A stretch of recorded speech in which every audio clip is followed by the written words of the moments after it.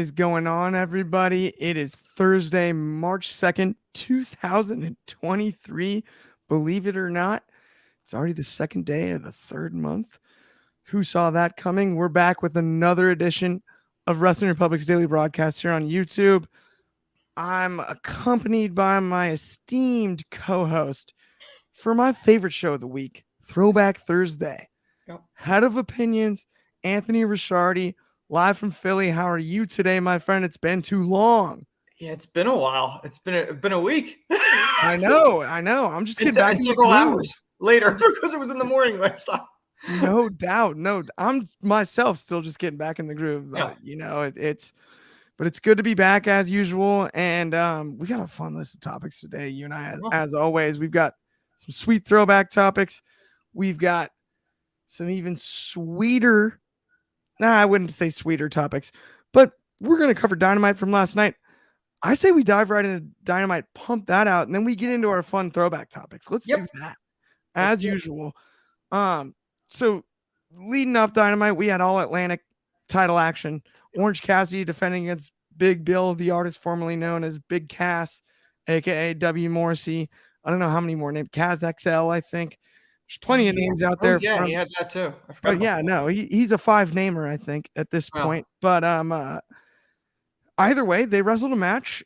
Stokely accompanied Big Bill to the ring. Mm-hmm. I'm a Cassidy fan. I know you're not quite to the extent that I am. Mm-hmm. I enjoyed it. I didn't think it was world beating, but it was what it was. What were your thoughts on that match last night, Anthony? My problem is, they had the same issue with Lance Archer. They have these big guys, and then they have them lose matches that, like, it's such a mismatch, but it was not. I feel like it lacked believability. Like the Orange Cassidy, Bill took him through put him through a table. He buried him the whole match, and then we're just supposed to believe that, Orange did, his little orange punch thing, and somehow he won. That's what hurts me, the believability of it. That's my only issue with that. I mean, I know the big guy, little guy dynamic, but I don't think they hit it for this. I just don't. So I think you made an excellent point there, Anthony. I really, really like what you're saying there too.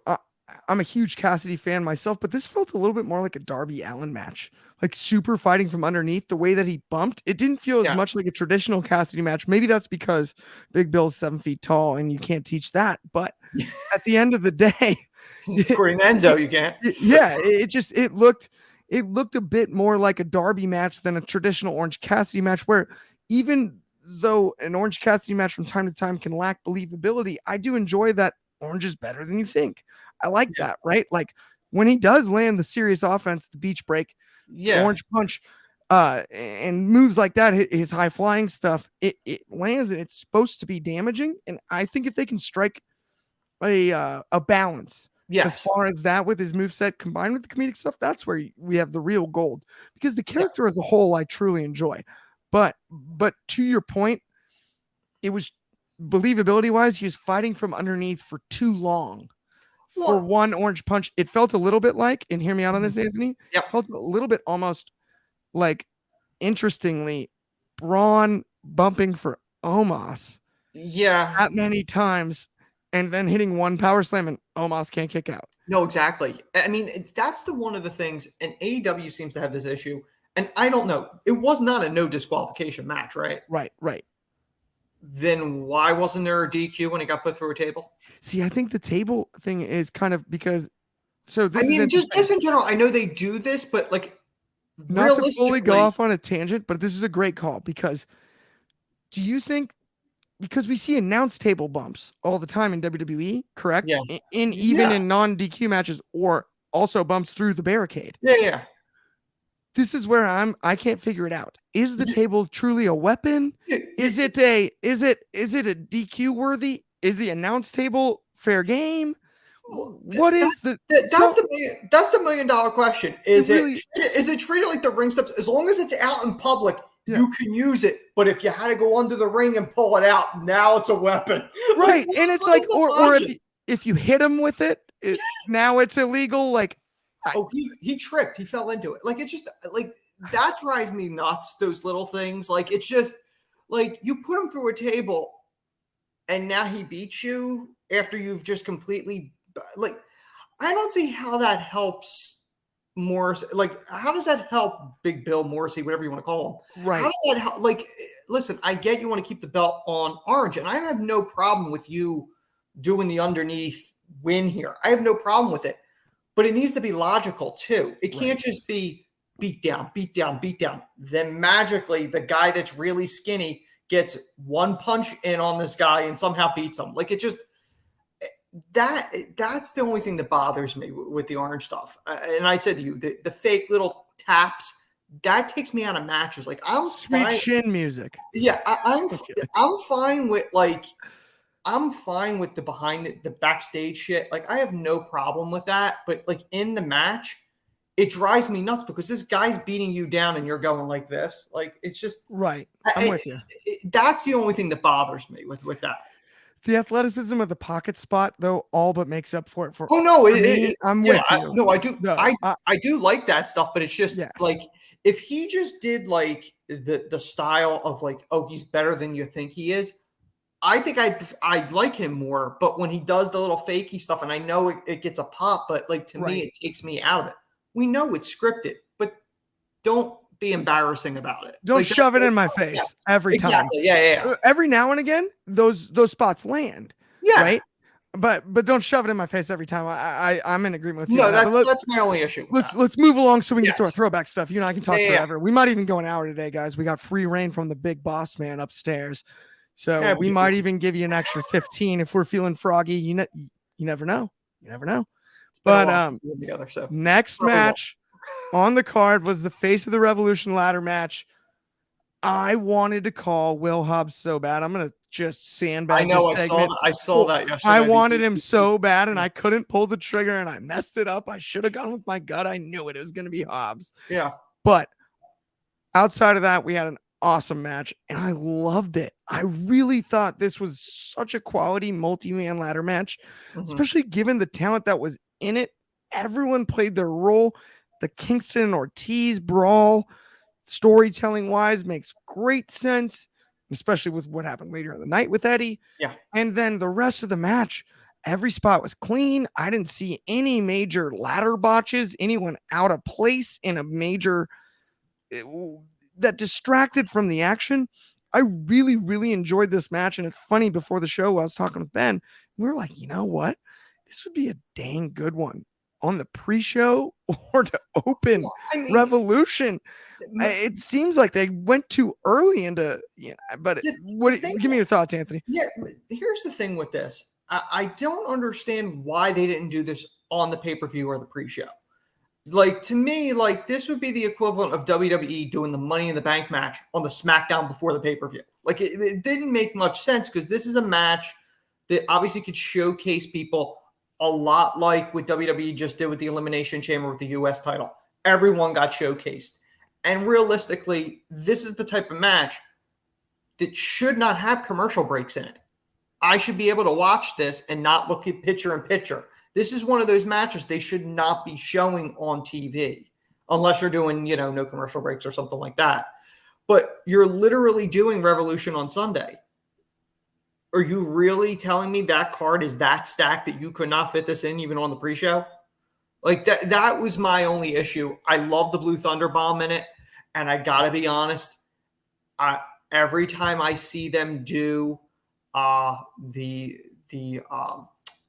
brass ring, I guess, on the ladder. Yes. I'm sorry. I think Sonic the Hedgehog every time I see that thing. It looks like the Sonic the Hedgehog gold ring.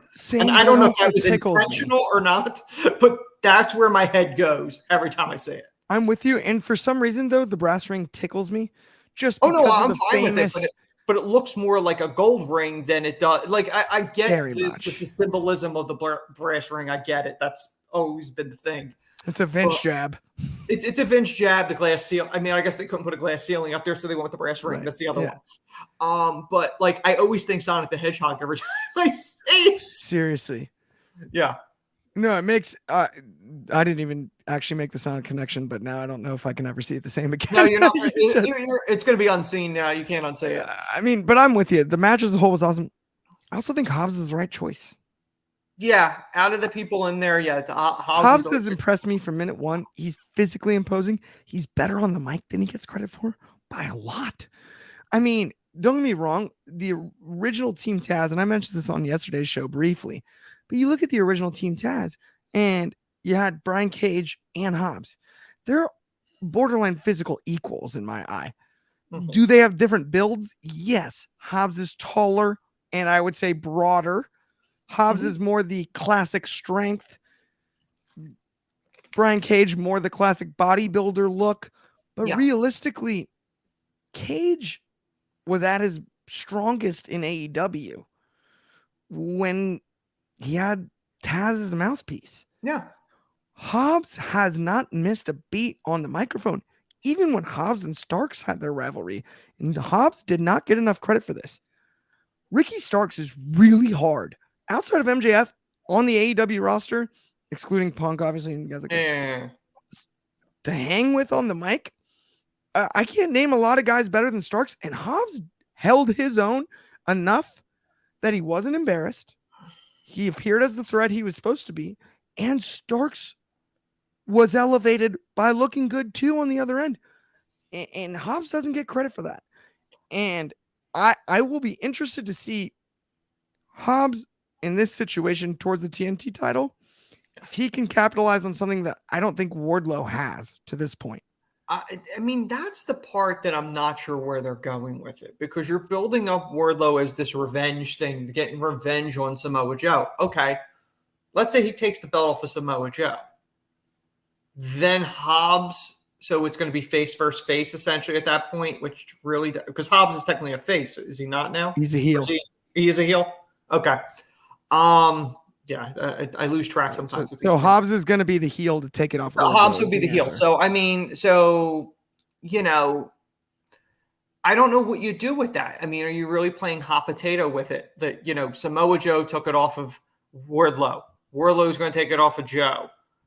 Are you there? I mean, in between there was a Darby reign. And are you going to then turn around and have Hobbs take it again? Like, it's like, it does feel a bit hot potato-ish. I hear you there. Yeah, I mean, that would be my only concern. I think the goal would be to use this ladder match thing as kind of a vehicle to start a Hobbs-Wardlow rivalry.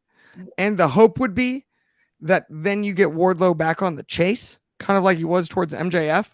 So maybe Hobbs, I'm not trying to spit bars here, but maybe Hobbs robs Wardlow of the title. In the way he wins, right? Not a clean finish. He wins dirty in some way. And then you start kind of a long rivalry between those two, because I also think behemoth wise, it's a little bit like Brock Lashley. You just don't find guys like Powerhouse Hobbs and Wardlow on the street. They don't exist. Would they have been better off if the winner of this match would have faced Orange Cassidy? And you built them up simultaneously. Hobbs took the Mid-Atlantic, bringing prestige to that. Yeah. Wardlow could have went and then, let's say, All Out, just for shits and giggles. I think that's an outstanding scenario. To me, I think that's a better scenario than if you're hot potatoing the TNT belt again. I'm with you on that. That would be my only thought. I'm with you on that, and let's honestly leave this match where it is. Yes, because we're trying to pump through and get to Throwback. No, I know. But no, I'm with you. No, I actually could not agree with you more on that. Yeah. That makes way more sense than where we're at. But so after that, we've got a Jericho and Avalon. Now, the only thing that I have to say about that, I purposely looked it up last night. Peter Avalon's last match on Dynamite was almost a year to the day. It's a year today. His last match was March 2nd, 2022. So he was on Dynamite once a year.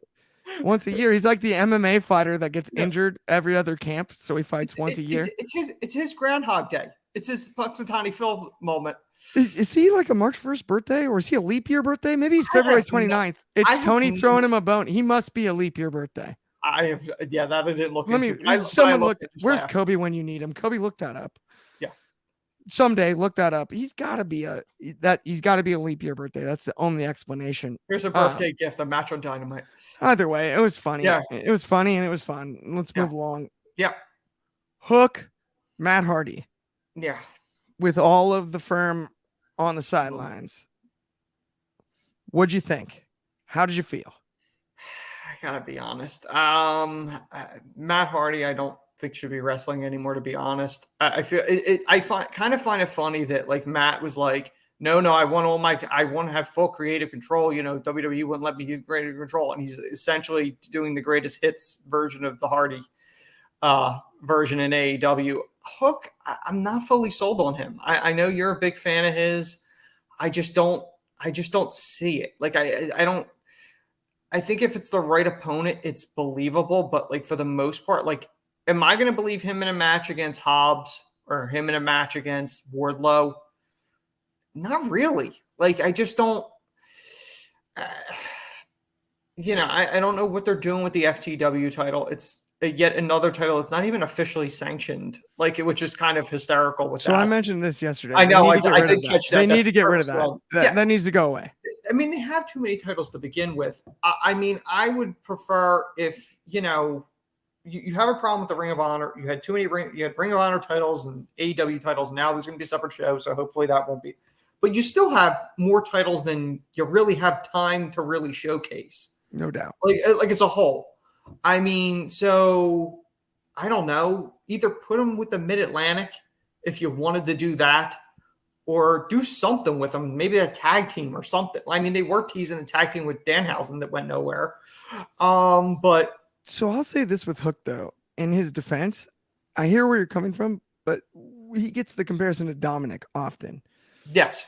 I think it's two very different situations, right? They both have to live up to second generation legacy. Generational, yeah. No question. Dominic booked himself into a corner with, you got to live up to Eddie and Ray still. And technically he's third generation. Right. Because Ray's uncle was. Precisely. Yes. And so then you look at Hook, body type wise, is Hook skinnier than Dominic? Yeah. But they're the same age. Hook fills out. You look at the way Hook is built right now, he's ripped. He really is. I mean, that guy's got, right? Like he's under 10% body fat and strength wise. So for believability, while I hear where you're coming from right this second. Yeah. In 5 years, do I believe if we're going those two, which is unfair to you because that's not the point you were making. I'm not saying this argumentatively. No, I know. But in 5 years, do I believe I could believe Hook versus Powerhouse Hobbs or Dominic versus Powerhouse Hobbs, Lesnar, Lashley, whichever we'd like to use? I would pick Hook before because of the judo acumen. That I understand the flying and the ability that Dominic has there. Hook's a good enough athlete. I don't know that we don't see him adding that kind of stuff to his arsenal. Hook's also been training for less time. Oh, absolutely. Right? No, and a lot of what he's incorporating is judo, legit judo training. And what I love are the hip tosses, are the violence of the hip tosses and suplexes he uses it's stuff we don't see often. And that's where I'm really sold on Hook is moveset wise. I don't know a lot of guys with the unique set like he has. No, I'm okay with the moveset, but I think he should be wrestling guys that are either closer in size or not much different in size, at least building up to that point where he could fit. Like, you know what I mean? Like Matt Hardy does not seem like you. I agree. I would say this too. In hindsight, Matt Hardy was a tough draw because I think Matt Hardy 10 years ago, he and Hook could have put on a banger, right? And Matt could have helped him along and made him look amazing. But you have people like Tony Nese, right? Who I think is incredibly underrated. Pac. I think Tony Nese could get a really good, decent run out of Hook if they wanted to go that. Like guys like that I think that are incredibly versatile would work well with him. Nese, even Josh Woods. Josh is another one that would be great in that spot. Yeah. I mean, But like, I honestly but even those type think, of people. That's what I mean. Yeah. yeah, I think we're in total agreement on that. Yeah. Yeah, and it's funny because I did say on yesterday's show, I thought like this is a great opportunity for Hook, Matt Hardy. Who would you rather, right? Who's more experienced than Matt Hardy? Like you would Yeah. think, but I just think physically, given Hook's current move set, it was just an odd matchup for me, and that's. But I still enjoyed it enough, and it was fine. It's not that it wasn't entertaining at all. Him and Isaiah Cassidy might have been a better draw for that. That may Just, have been a just better draw. because of style wise, I think he might have in youth. I think it might have been a better match. Even Marquand if he's available, right? Yeah, I mean, Yeah. I think Ethan Page could have bumped like that. I think Ethan Page would have had a lot of fun with it because he's used to wrestling that. So I just don't think Matt was the right choice for that, honestly. No doubt. And okay, so then let's move on to our second to last match on the Dynamite card, which was Riho defeats Tony Storm. Who saw that coming? Yeah. What'd you think? I mean, it was what it was. It was nothing that I was really blown away with, and I kind of feel like, I mean, there's this storyline that they're really trying to push the outside, the people that have come to AEW from outside the company versus originals, essentially is what they're doing. And I gotta be honest, I don't care much. Like it's one of those ones that like I want to care, but like I'm not that interested. And I just, when they had the pull apart when they were beating each other, like it looked really phony. Like the punches looked all like it looked fake.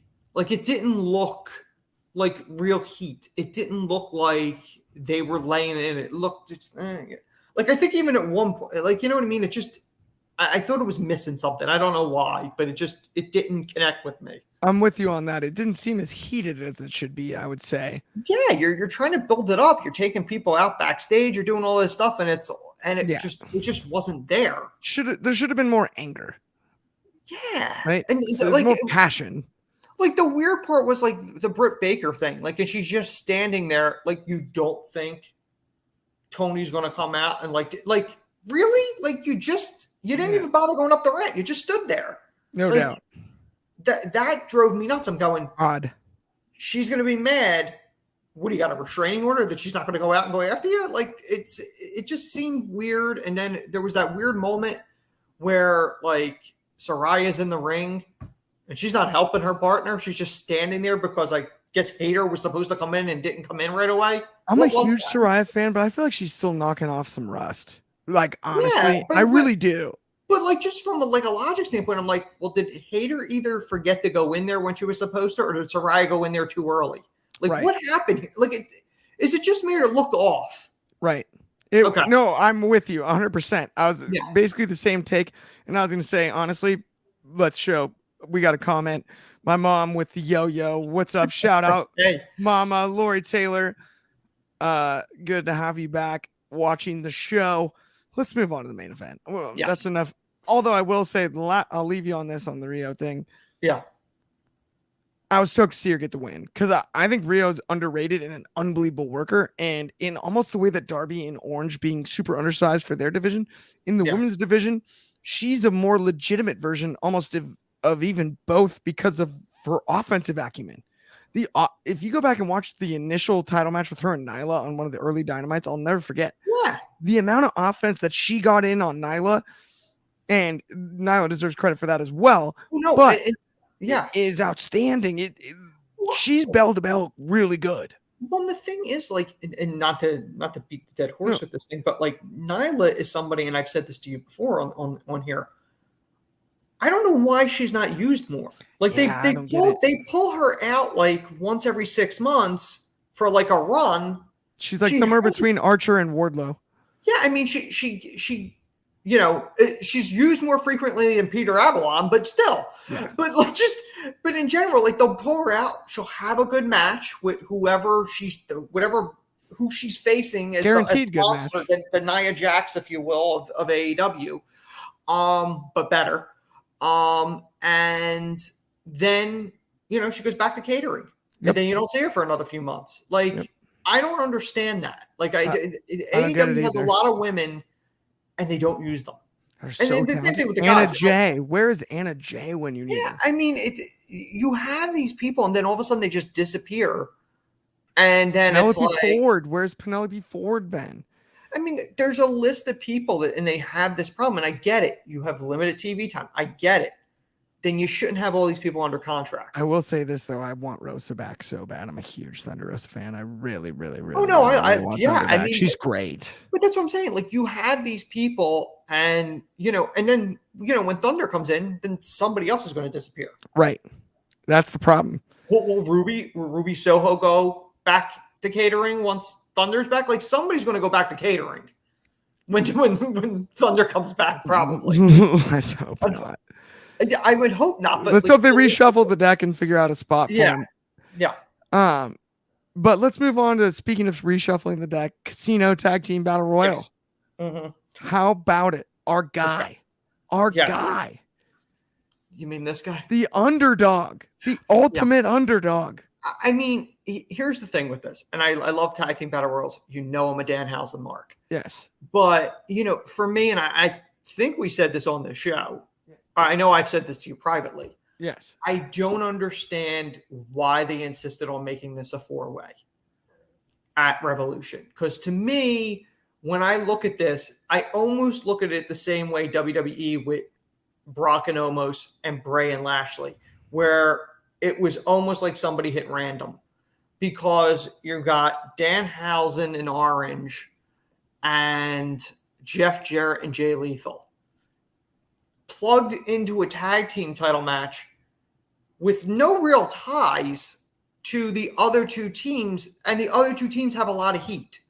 So I don't understand the need to make this a 4-way. Like, that's the only thing that I don't get. Like, I don't understand why they insisted on making this a 4-way instead of just leaving the money match of the Acclaimed and the Guns and continuing that whole, whose side is Billy Gunn truly on?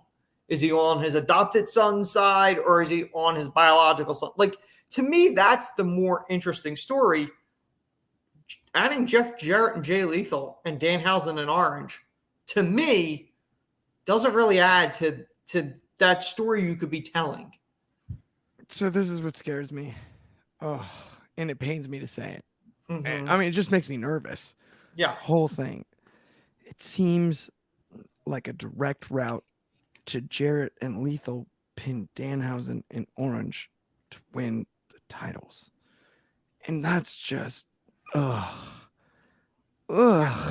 mean, it's the last thing I want in the whole world. Well, I mean, why? I really like Jeff Jarrett. I really like Jay Lethal. I don't want them to be the AEW tag title holders, the tag champions. It doesn't Kenny really... and Hangman was fine for me. Yeah. Swerve and Keith Lee was fine for me. Stop doing this. You had the most stacked, legitimate tag team division full of tag teams. Well, tag teams. Not two singles. Yes. But it's not even, we split Jurassic Express. Put them back together. Come on. What are we doing here? Proud and Powerful. Heck, the Street Profits were in main event tag matches in the early days of Dynamite. They've been pushed like there's some sort of secondary team. What are we doing?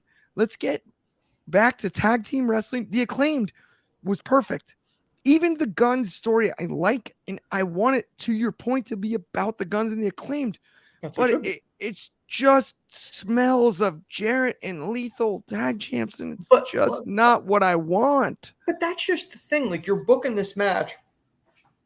And to me, I like storytelling. I like things that connect. And these are just kind of like throwaway things. Like, there's no build towards it. Okay, Danhausen and Orange win a battle royal. Sunday, they're fighting for the tag titles. Yeah. They have no... other than Orange went twice last night.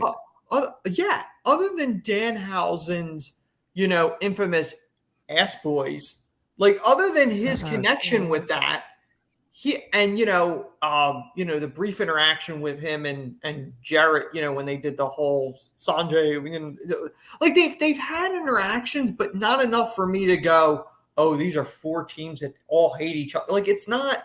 Well, and to your point, though, that's what I'm most afraid of, is the logical booking is, so Danhausen is the one that cost the Ass Boys the titles by losing to Jarrett. So then you start the Ass Boys, Danhausen, Cassidy rivalry.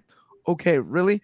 Who's the one that challenges for the All Atlantic title? What do we do about the tag team division? What do we do about Yeah, I what are we mean, doing? and the Acclaimed will be, it's just it's. I don't see the benefit of this. Like, I don't get the benefit of doing a 4-way with this, other than getting, we're going to get 4 people on the show. I don't There's no really, benefit. four They're additional people. doing it to get the belts on Jarrett and Lethal. I mean, it just sucks. I mean, but really, if you're going to do that, like, did you Just really? do it, Nike. You could have either just done 1-on-1, or you Yeah. could have did a triple threat.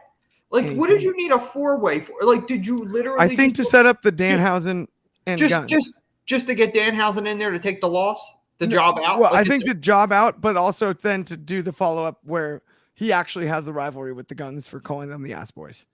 well, They're gonna blame him. They sort of They're gonna did blame that him. before, didn't they? Not to the they didn't fully pay it off, and what they're gonna do is, and this is no guarantee. I don't know. Yeah. But this is what I picture. They're gonna do. Danhausen gets pinned by Jarrett or whatever. They hit the stroke, and then it was like it's your fault. They call us the Ass Boys. It's your fault we lost the titles. Guns. You're the source of all our problems. Yeah, right. Yeah, I can see that. That's all I can see. That's the only way I could explain the 4-way, because I really racked my brain about it. I had 4.5, well, more than that, 6 hours on the way back. Shout out Nico Palucci, by the way, for driving us back through the rain. But I had plenty of time to be catching up on all the wheels are turning. And Yeah. I had wheels spinning in the back seat of the car on the ride home. And like I think that's the answer to the 4-way. I didn't anticipate the Danhausen Orange thing other than Danhausen playing a role. I think that's just the next logical step for the Guns, because I didn't picture them as a long reign champion when they had the Shock win. I think the reason for the Shock win was because they didn't want the Acclaimed to lose to someone that looked better than them. And the Guns didn't look better than them. You think it was that, or to pop a rating? I don't think it was that. I think it was the opposite. I think the logic there was they go, okay, the Guns steal it from them so that we can put it on Jarrett and Lethal, instead of having Jarrett and Lethal do the we're the veterans and beat the young guys thing. Wouldn't it have made more sense to you to have the Guns win a Revolution, and then if you wanted to do that thing, you did it on a Dynamite? Like, why waste that moment? See, I think that was the fear, Anthony, in the first place, was they didn't want the Acclaim to lose the title on pay-per-view. They didn't want them to lose in a big pay-per-view match. They wanted the shock factor, so that it's like the Acclaimed are almost now the uncrowned champions, finger quotes, right? Yeah, as opposed to, I would think more people would have seen it on TNT, them losing, that as opposed to a pay-per-view. But of course, yes, by the numbers, but at the same time, the news cycle wise, it was like, oh, the Shock win. The headlines are about the Shock. They got robbed, right? They got screwed. And then if you're gonna take the titles and put them on Jarrett and Lethal, it's not directly from the Acclaimed. And then the Acclaimed can come back around and challenge again down the road. I don't understand the logic to put them on Lethal and Jarrett. I mean, they I think it's a contract thing. Personally, they would have to be transitional champions. Like, I can't imagine they're going on a long run. Oh, I think that was. I think that's fully like, let's get Jarrett and Lethal. You think that was in JJ's contract? Something like that. I gotta have one gold. A little bit. Like, yeah, like give me something here. I think not world title, but like something. Yeah, something. I need a little gold. That would be my guess. Just knowing the Jarretts. I mean, come on. You know, well, he's got gold everywhere else. So hey, he's the only guy I've ever heard of that worked Vince. The infamous, his contract ran out a day early. Pay me. Which we should probably cover in a future throwback. That one's a good one. We'll get to that throwback. And speaking of throwback, we're 35 minutes in. Yes, we've got as much time as we need. Do we get into throwback now? I think we've covered Dynamite. I think we're done. Throwback Thursday. Yes. Let's start with Jake the Snake Roberts. Yes. You watched the documentary. I watched most of it, and I'm a Jake Roberts. Yeah. Both fan and I've seen almost anything he's ever said or done. Let me get your thoughts first. Your initial feelings. How did you like it? And then more importantly, would you feel? That's the thing. Like I've seen enough Jake documentaries now between, back in the day, the Beyond the Mat, the Resurrection of Jake Roberts documentary, which DDP did, which is really phenomenal. If you haven't seen it, it actually is really good. I think it was streaming somewhere. I don't know if it was Netflix or Amazon. Somebody was streaming it at one point. It's unbelievably inspiring. Yeah, I mean it's now, Clark, you'll remember this. When Jake was in the heat of especially in the late 90s, there were two wrestlers that we always thought they're going to die any day now. Jake and Scott Hall. Right. Both of them, DDP, two of my favorites, ironically. Two of the best, most creative people in the business. Might add Buff Bagwell. DDP does not get enough credit for saving both of them because so many people tried to save them before. But Jake got clean. And so did Scott, by the way. His style. So did Scott. Yes. Absolutely. His style of promo was so different than everybody else at the time. During his heyday, you had Hogan, you had Piper, you had Savage, you had Hacksaw Jim Duggan, you had all these people, and they would yell and scream, "I'm going to get you." His was slow and methodical, that almost like voice and the methodical. Almost very much like, the voice of somebody that would chain somebody up in the basement and torture them. Like it was like that type of like psychopath. Like there was a legit like, oh no, I would totally believe if he killed people. Like it was that type of. See, I think that was part of it too, but at the same time, I almost saw him more as the guy that sits on the end of the bar by himself, quiet as could be, and he talks slow and methodical. What he says matters. Absolutely. And you'd never in your life, I'm gonna curse on air, you would never fuck with that guy. And not in a bazillion years. Would you fuck with that dude? Not if someone paid you. And he's the type of guy that, like, the character in that he doesn't have to tell you how tough he is. Nope. You push him, he'll do it. Like and you can see it in his body language. The creator of the DDT, probably the most copied move in the business, and still to this day, it probably is the best version because so many people add little things to it. 100%. And one of the things he talked about in there, and he's talked about it other times, was the Saturday Night's Main Event DDT on the floor that he did the Ricky Steamboat, and he's said this repeatedly. I did not want to do it. Like, he will die if I give him this DDT. Like, there's no padding on the floor back then. Yeah. It's straight concrete. And Jake said, Ricky went, no, I can protect myself. I'll be fine. Not completely unconscious. Out cold. Probably had health issues. Oh, yeah. In relation to that. Years later, I mean, it's one of those things. And, Jake's had his issues.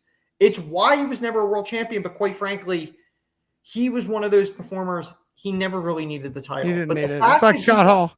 Exactly. The fact that he got clean, and I got to meet him a few years ago now. He was at a convention. He was clean. He was great. And I was wearing, I think I still have it. It was a Pro Wrestling Tees Jake Roberts shirt. And it literally has 3 panels on it. It says how to do the DDT, and each panel shows like different versions. And he saw it, and he's like, "That's great." He goes, That's but awesome. then in typical Carney fashion, he goes, "But I have other new ones." Like I'm like, "I'm good, Jake." Like it was just like they're always out to sell their merch, which is sell the shirt. I mean, so the documentary was phenomenal. The fact I still think Jake's Hall of Fame speech. Oh, it's amazing. It's probably the best one that there's been. I think his work with Archer and AEW underrated. The story. Done a better run, there needs to be honestly. a Jake, like a cinematic. There needs to be a Jake Roberts movie. That's a story that needs to be told in film and told properly. Mm-hmm. It's unbelievable. And yes, it's been told in the documentary space, for sure. But it's between all of the and I'm not talking about the horrible parts that we've also seen in documentaries. I'm talking about the upswing, because it's one of the most incredible turnarounds. It's inspiring. what he's done, and then also to be able to pass down his knowledge, how talented he is, to guys like Archer, to guys in that AEW locker room like he did, and he's such a great person at heart. It makes me so happy to see him doing so well. It's one of those things that's like, you can't get enough positive Jake content if you're a fan of his. I loved when Jake first came into AEW and he was with Archer. There was a promo. It was by a fire pit, and he was feuding with Cody. Was a phenomenal, like, to me, like, and I know Jake had his health issues, and Archer went down this and that, you know, at different points, but like, really, that run should have achieved something instead of him losing. He should have had a TNT run just for Jake, like, just to have Jake as that mouthpiece. I think Archer would have been a better spot. One of my favorite ones was when, and this was when Archer was going to wrestle Moxley for the first time in a world title match. And Archer's getting all fired up there in a backstage interview, and Jake just leans into the microphone, and in his classic Jake whisper just goes, "Calm down, big guy." Like, it was just so perfect. It was so perfect. I'm tickled by that to this day. Well, it's funny. One of the things Jake talked about was when Vince first brought him in, and Vince is pitching the thing, "We're going to put you in green tights and snakeskin boots." He goes, I wanted to tell him to go pound, and then Vince slides over the piece of paper and he goes, "I've never seen that many zeros in his life." He goes, "I'll make this shit work."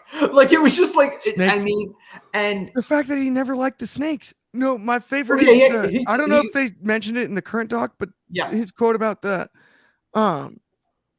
he enjoyed the Cobra because the devenomized Cobra, because the Cobra was lighter than the Python. Well, he talked about they talked about the Macho Man thing, which is the infamous, Macho going, "I don't trust this thing. Better bite you first. I want to make sure it's really devenomized." And the thing would not stop biting. They talked about Andre hated snakes. Them doing that whole, him throwing the snake. One of the things that was on there, which I knew Jake had multiple. I know he had multiple kids. Yeah. I did not realize this. He has 8. Yeah. 4 of them were on the dock. The other 4 declined. Still want nothing to do with him. Yeah. So he's got the relationship with the other kids, the grandkids, and he looks truly happy, and he's been clean for 10 years now. Yeah. Which is something that, during the height, Beyond the Mat, which he absolutely hates Beyond the Mat. I mean, he's for obvious reasons. I mean, Beyond the Mat's mortifying. Yeah, I mean, it's been a long time since I've seen it, but between that and the Mick Foley stuff in there, because it was around the time of the I Quit match, it is disturbing to watch. Oh, no, it's a brutal documentary. It's well-made film, without question. It's not a true representation of wrestling as a whole, and I also think it painted it in a light that, and if you're a casual fan, or if you're a very light fan, is unfair. It's a really interesting piece historically, though, I would say. And even the movie The Wrestler with Mickey Rourke, right? You gotta think that was either loosely based on Jake. I think the main character has to. Randy the Ram had to be based on Jake. That's Jake the Snake. I absolutely think it was Jake. That was Jake's story. Just they didn't use in a movie. They didn't use the Snake Robberts. They didn't use it, but the story with his father being the disaster, that whole the allegations with that stuff. It's brutal. And one of the things, I wouldn't even say allegations. I've heard most are true. No, I mean straight up. I mean the stuff that he's done. But one of the things that Jake talks about in there, and he may have said this before, but I don't really recall it, but it's fresh in my mind since I just saw the documentary, was, he was the first in his family to graduate high school. Right. And he was excited, and, he said he wanted to be an architect. And the father's like, "Well, you better hope I'm hoping you don't want anything from me." He's like, "You never gave me anything in my life. I'm not asking." He never asked for it, and then he never supported him. And that's what motivated Jake to overshadow him and to be a bigger star and a bigger legend in the business, was because out of spite, essentially. Yeah, Which that's a hell of a motivator, revenge and spite. no doubt. But it was just a really good documentary. I have to say that the past two ones that they have done so far this season on the A&E ones, I think they were better than last year's ones. I thought they were a little lacking, and somebody had pointed out for last year was they tend to be more favorable to the people that are still alive. So like the ones that they were covering people that were dead, like the Randy one was horrible. The Macho Man one was absolutely horrible. Far too much Bubba the Love Sponge. Yeah. So, but like the Jake thing was phenomenal. I do want to. I would like to see him have a bigger role in AEW. I know that I think I saw something recently that he is helping out backstage with character development. I mean, if you have that guy backstage and you're a talent and you're not going to him for advice, you're it's a missed opportunity. You're just making a mistake. It's gigantic. I mean, he says one of the best minds in the business. And one of the things, and this is probably the last thing I'm going to say with Jake, Undertaker said in a documentary, he goes, I learned more about wrestling psychology from Jake Roberts than anybody else in the business. Whoa. That is a quote of quotes right there. I mean, that about says it all, by the way. Yeah. I didn't have much to add, but probably not necessary after that one. Shout out Undertaker. Thanks, Mark Calloway. You got my back on that one. Yeah, that's really cool. And I'm a huge Jake the Snake fan. And to your point about 10 years clean, given his history and what we know, super impressive and just happy the guy's living, period. Right. But let's move on to our final throwback topic of the day. Iconic venue, San Francisco, California. We're giving you two this week. My current home state, California, but only 9 hours north. The Cow Palace, famous wrestling venue, numerous big events. Start with the most famous. And last night, Piper promo. Yeah, great point. Last night, point. Yes, not including the Piper promo though. Yes, iconic promo. It's the Cow Palace. It's one of the best ever. We'll never forget it. 80s, Mean Gene Okerlund. That's great. But another two moments that we can get into from the Cow Palace or Cow Palace history, wrestling wise. How about Pat Patterson basically pitched the idea for the Royal Rumble based on an 18-man battle royal? Yeah. Where the survivor of the battle royal won money. Yeah. This is a fascinating. How do you feel about and Pat's legacy on the business? Yeah. For that to have occurred in the Cow Palace, what do you think about that, Anthony? I mean, that's one of those things. Funny enough, they just recently covered that in the Young Rock series on NBC, where like he was getting the idea. Now I don't, since it was on Young Rock, I don't know how fully factually accurate it was, but from the show, the appearance was that, he just did a battle royal, I believe at the Cow Palace. And he got the idea of going, what if instead of we're all in the ring at the same time, it starts with two, and then every, minute and a half, 2 minutes, someone else comes out. And it's something that he pitched to Vince. And if I remember correctly, Vince was not sold on it. Ebersol was. And that's what forced the thing to go through. And then, of course, it took off and it's become the iconic, probably the most anticipated match on any wrestling outside of a Mania card. I mean, the Royal Rumble is my personal favorite. Oh, no. I don't mean as an event. I mean just the match. The match itself. Yeah, the single match. Yeah. It's the one match that and the wonderful part is they don't water it down. No. It happens once a year. I mean, other than the Saudi one that they only did once, but that's not a real Royal Rumble. I don't care what they say. Well, that gave us the Titus moment. Yeah, it gave us the Titus moment, but like it's just in general, like, and I had this conversation with Kobe. He's like, "Are you count?" I think we were talking about Royal Rumbles because before you and I covered it last 2 months ago now. I said, "No, Do not count the Saudi one. That is not a real Royal Rumble. No. Don't count any of that. I said we could talk about Titus, but that's not a real one. But the Royal Rumble is such an iconic match. And then one of the other ones that, and if you don't mind, if I'll take your thunder, the other most iconic match, is that was the night, at, No Way Out 2004, Eddie Guerrero, Latino Heat, won his first and only WWE championship by beating Brock Lesnar in such a phenomenal match. Eddie would have had more than one world title reign, but that was the one. And there's this awesome photo that's, I think there's footage for it too. I'm pretty sure there is. Eddie's backstage and he's got the belt and he's holding it. And Vince comes over to hug him, and Eddie's like holding the belt, like, you're not going to take it. And it's just like, it's such a great photo because Eddie, just like Jake, he had his demons and overcame them. Yes. And came back and won a world title, which was something that I don't know if anybody ever really envisioned Eddie being a world champion, at least in the early years. But that second run, and Vicky Guerrero talks about how much Brock.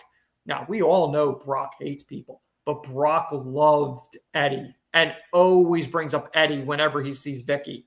Like, Brock loved working with Eddie. Makes sense. It makes sense.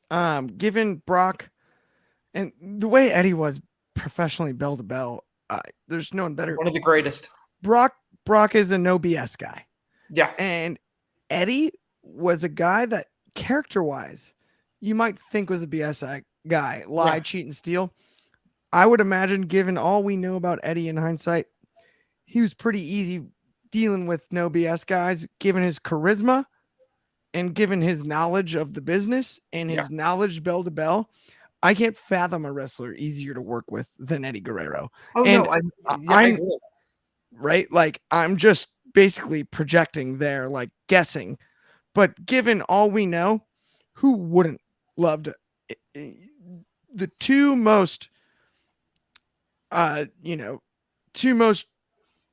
famous, I guess, freestyle amateur wrestlers to cross over into the business, Brock and Kurt, both rave about the guy. Oh, yeah. How about, you want to talk about other crossover stars? Batista raves about him. I mean, nobody says a bad thing about working with him. That match, though, meant the world, and it's so cool. To your point about the image. Oh, it's one of the best things. Him holding the belt and just and keep in mind that if I'm remembering correctly, if I'm having all my time frame correctly, around the time when Eddie passed, the stories were that he was supposed to win the world heavyweight title. Right. And he was going to be on that short list of people that have been WWE champion and world heavyweight champion. Right. And the guy he would have beat, I believe, was Batista. Right. So he would have been on, I think he probably would have been the only guy to beat both Brock Lesnar and Batista for his 2 world titles. Let's say if those were the only 2. Right. I mean, Eddie when was... you even look at the resume, you go back and look. And so he goes SummerSlam, Ray, the Dominic story. Mm-hmm. And then he goes Brock, and then he goes Kurt at Mania. Talk about a run on major pay-per-view cards. I love that finish where he loosened his belt. That's genius. So when Kurt went for the ankle lock, he was just left with the boot, and Eddie rolled him up. Rolls through my favorite is that he's wearing the ankle sock. So you can really see, because I would imagine generally guys probably don't wear ankle socks. You would think you'd want a buffer between the boot there. Yes. I'm actually curious if somebody knows this and can look it up, or somebody, Vicky Guerrero, if you're listening, was he wearing an ankle sock on both feet, or did he have just put the ankle sock on for the visual? Because I think that's what made it. I think he might have put the ankle sock on the foot he knew it was going to be, just for the vis. That, or it might have been easier for him to slip out of it. I mean, but because also likely wouldn't you tape your ankles as well? So I'm wondering if he wrestled that whole match in one ankle sock and with like a normally taped sock ankle on the other side, which would make it more impressive. I've been curious about that since it happened. To be totally honest, if anyone can answer that question for me, please. I want to know. And talk about, like, I know this is kind of going off tangent here, but the rumor was that the person Eddie was supposed to face at that year's WrestleMania when he passed in November was Shawn. It was supposed to be Shawn and Eddie at that Mania. I forgot about that. Now, if you're thinking of a match that would be, without a doubt, the greatest match in WrestleMania history, it would have been that one. It's the greatest WrestleMania match we never got. Who else would you put in it, basically, right? I mean, that is. And I believe Shawn did confirm it, that the early talk it was supposed to be the two of them. And it adds up if you look at the Raw tribute episode. Him and Ray. There's a reason he wrestled Ray. Which, that would add up. Very clearly add up. But you just look at make a lot of sense. Look at it story-wise. It's two guys that had their demons, overcame them, two of the best ever, two sons of Texas. Absolutely. I don't know either. I mean, there was so many connections with that. Eddie might have sold the best Sweet Chin music of all time too. That's what we missed the most. Oh yeah, I mean, it would have been Sweet Chin. It would have been Sweet Chin. I wonder if they would have brought Jose back in. Lothario? They have to. They have to bring Lothario. That's what I'm saying. Would they have brought him in? Because he was at ringside for the Sid Vicious or the Psycho Sid match, Rumble '97. I think that was his last appearance, correct?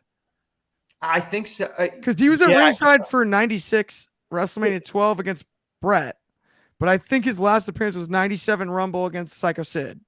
Well, I mean, I'm just curious, and I don't really know the timeline, but like, I would presume Jose had history with the Guerrero family. Well, yeah, no, because it was all the same area, but like that's what I'm saying. Like, there might have been rivalries. No, there's big history. Yeah, that's what I'm saying. So, like, perfect. By the way, side note, I think I've always loved Eddie's brother Chavo, that he would not go by Senior. He went by Chavo Classic, which I still think is my favorite of all times.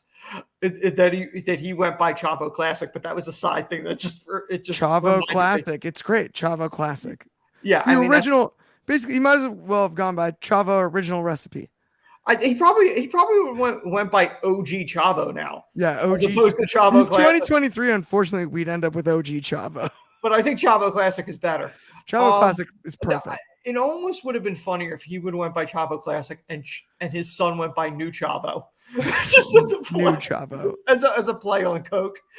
That would have been pretty funny. Chavo Now. Would have been good. Chavo Classic and Chavo Now. But yeah, I mean, the Cow House has so much history in wrestling. I believe WCW had a number of pay-per-views there. I think a Super Bowl 8 or 7 or 8. 7. I think the AEWA Super Clash 2 might have been I believe, yes. I think one. I mean, so it has so much history, and it's one of those few venues that still exist in wrestling that's still an original complex, other than like Madison Square Garden. Like a lot of these other places were torn down over the years. 100%. The Philly Spectrum was torn down. The Boston Garden, I think they've gone through a couple of iterations of that. So like a lot of these places are not there anymore. 100%. And I think to your point, it's really interesting to me, San Francisco, Oakland, you had Oracle Arena. Now you have the new Warriors Arena across the bay. It's been a long time. Oracle's been around a while. It's been a long time since we were really running the Cow Palace. And it's just cool to see wrestling back in such an iconic building. We think of Piper, we think of Eddie, we think of now Pat Patterson. Even I, in my research, had to learn that one today. But I mean, it's a great venue, and it's really cool, I think, in 2023 to see any wrestling company, especially one like AEW that's on pay-per-view, running the Cow Palace and putting on a heck of a card, world title matches across the board. And I just hope it's a heck of a show. I'm sure we'll get into predictions in the next 2 days, no doubt. But Anthony, it's so good to be back on a Thursday with you, man. This has been a fun show. Yeah. But guys, we're up against time. Let's get out of here. This has been Wrestling Republic Daily Broadcast. Clark Taylor, Anthony Ricciardi. Tomorrow we'll be at 1 o'clock Pacific, which of course makes it 10 Hawaiian, 4 Eastern, and 9 o'clock over in the UK. And we'll see you guys then. Thanks so much. Throw us the like, the subscribe if you haven't already. And we'll see you guys tomorrow.